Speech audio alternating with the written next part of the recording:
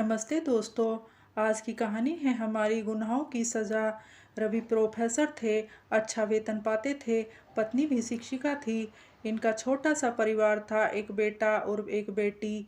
किंतु प्रोफेसर साहब अपना सारा वेतन ऐशोआराम पर खर्च कर दिया करते थे। घर पर खर्च को पैसे देना ही नहीं चाहते थे, उल्टे पत्नी से ही धों सिखाकर कुछ पैसे ले लिया करते। जब तक बच्चे छोटे थे, रमा किसी तरह से घर चला लिया करती, किंतु बच्चों के बड़े होने के साथ साथ खर्चे भी बढ़ने लगे। स्कूल फीस, बच्चों के यूनिफॉर्म, स्कूल का टिफिन। किंतु रवि को जैसे इन सब से कोई मतलब ही नहीं था। वह सिर्फ अपने आप में ही रहते, अपनी कोई जवाबदेही का एहसास उन्हें था ही नहीं। रमा नौकरी, घर और बच्चों में इतना उलझ गई कि अपना ख्याल ही नहीं रख पाती। ऊपर से रवि का व्यवहार तनिक भी ठीक नहीं था।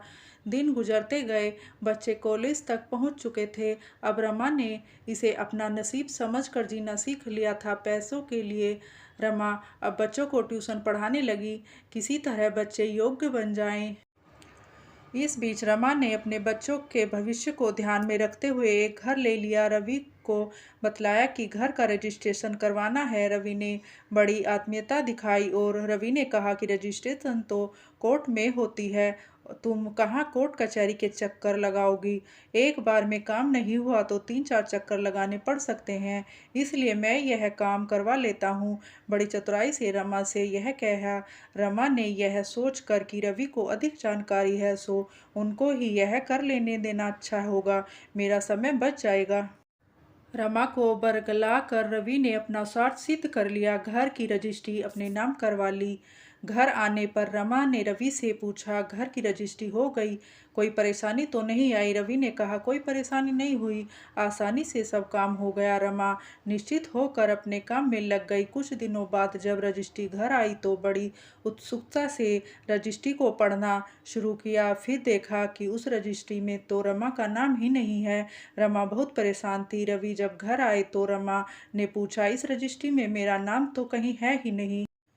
एक एक रुपया जोड़कर यह घर लिया है मैंने। रवि ने बड़ी चतुराई से रमा को समझा दिया कि जो भी रजिस्ट्री करवाने के समय वहाँ होता है उसी के नाम रजिस्ट्री हो जाती है। फिर बड़ी कटुलता से बच्चों की शादी की बात चलने लगी, पर रवि का व्यवहार इतना क्रूर हो चुका था, अब उसे न तो पत्नी और न बच्चों की कोई परवाह थी, न समाज का डर था। एक दिन बहुत झगड़ा करके पत्नी और बच्चों को घर से निकाल दिया। अब रमा और राहुल प्रिया कहाँ जाएं समझ नहीं आ रहा था। राहुल ने रवि को बहुत समझाया, किंतु रवि ने एक न सुनी। अंत में राहुल रमा और प्रिया को लेकर अपने दोस्त के यहाँ चला गया।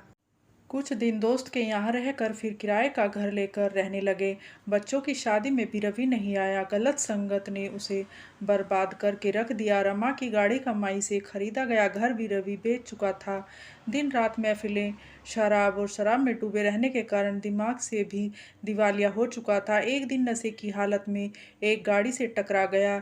राहुल जब रास्ते से अपनी गाड़ी से गुजर रहा था, पता चला कि किसी का एक्सीडेंट हो गया। राहुल ने जब देखा यह तो उसके पिता हैं, लोगों की मदद से उठाकर अस्पताल लेकर गए। माँ और प्रिया को बुलाया। रवि की हालत गंभीर थी। रवि बेहोशी में भी लगातार बड़बड़ाए जा रहा था, मुझे भगवान ने मेरे गुनाहों की सजा दी है। कुछ दिनों बाद हालत में सुधार होने लगा। जब होश आया तो अपने करीब राहुल, रमा और प्रिया को देखकर रोते हुए रवि बोला, मुझे माफ़ कर दो, मैं तुम लोगों का गुनहगार हूँ। फिर दो हिचकियाई और रवि दुनिया को अलविदा कह गए।